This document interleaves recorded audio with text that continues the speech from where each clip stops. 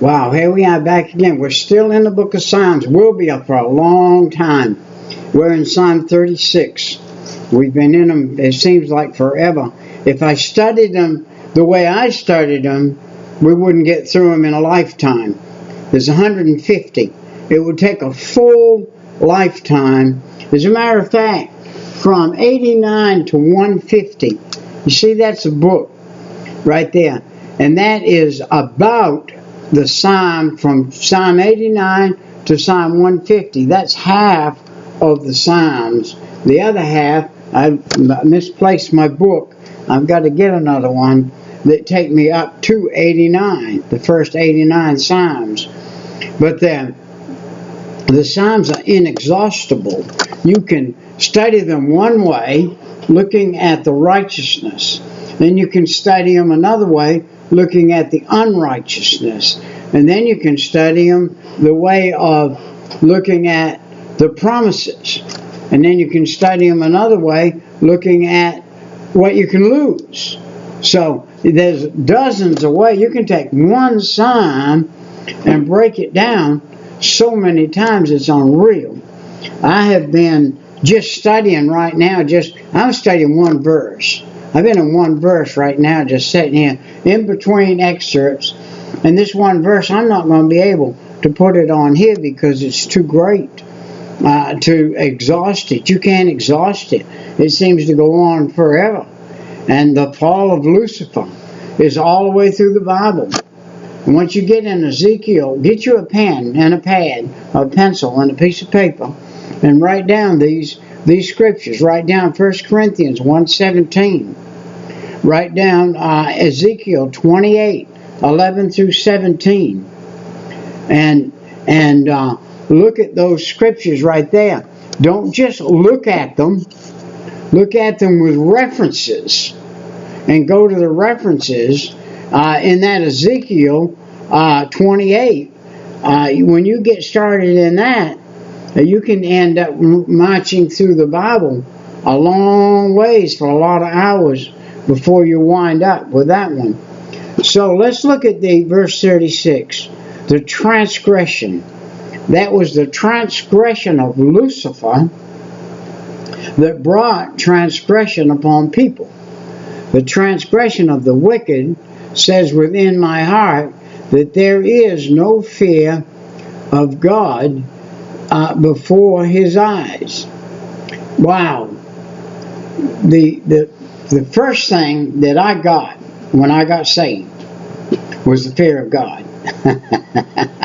It was the fear of God that got me saved. When he spoke to me at 3 o'clock in the morning, November 5th, 1972, I'm by myself and I'm drunk as a skunk and I wrecked my car, and he spoke to me, I got fear. Where are you? Who's talking to me? God's talking to me. You got a choice right here, right now. Either you get right with me right now, or I'm not going to speak to you again. I said, Lord, I'm a sinner. Forgive me, Lord, of my sin. Come in my heart and save my soul. Just like that. Delivered me. No more cussing. No more drinking. No more nothing. Never swore a cuss word from that day to this. Never took a drink from that day to this. Bigger than that. Never had a desire to. He took them cuss words out of me completely. Delivered me 100% from them. Delivered me 100% from the desire for alcohol. And I've had people say, well, Pete, could you drink a drink right now and not drink another one? I could if I was foolish. I could if I was stupid. I could if I was ignorant. I could if I wanted to look God in the face and say, hey, I can take temptation and not be harmed by it. That's the stupidest thing you ever heard of. No, you can't dabble in sin and get away with it. Yes, he delivered me. I would not tempt him to strike me dead. Which is probably exactly what he would do if I was to touch a bottle of alcohol. I've been delivered. Why would I want to? Why would I want to tempt God? Only the devil was the one that tempted God.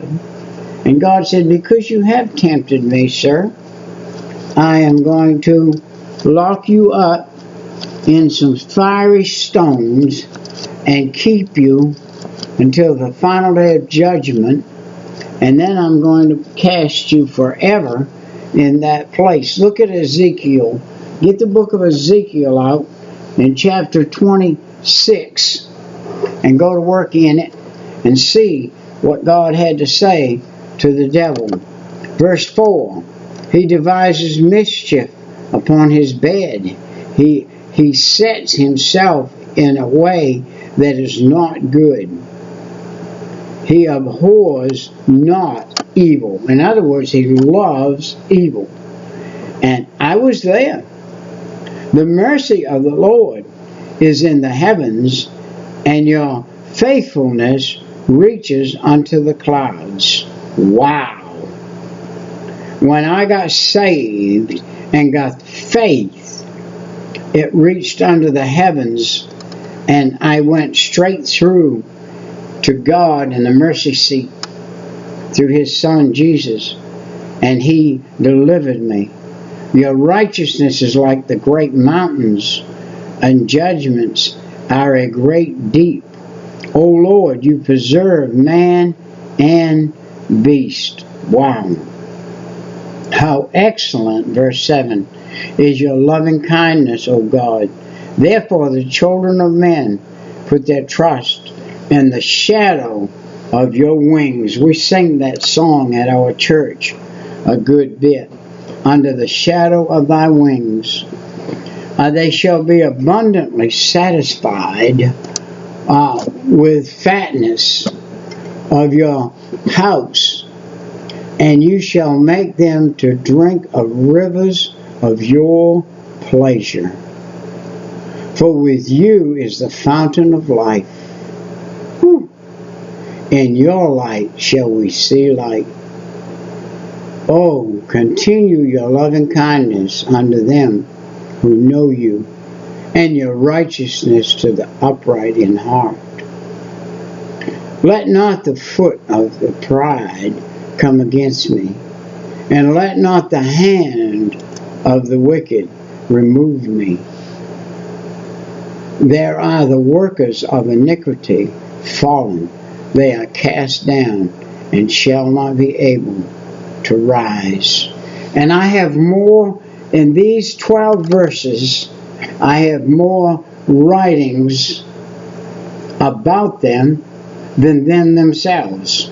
But it would take an hour or more to explain each verse in here. The depth of these verses is something unreal. But I'm not going to do it. I'm going to call that a wrap in 36. And we're going to explain. It explains itself, really. But get it out for yourself and study it. Get a study book, study Bible. Get one of these it's got good study notes in it and a concordance in it. And this is a King James version. All of mine are King James versions. And this one right here is called a dake.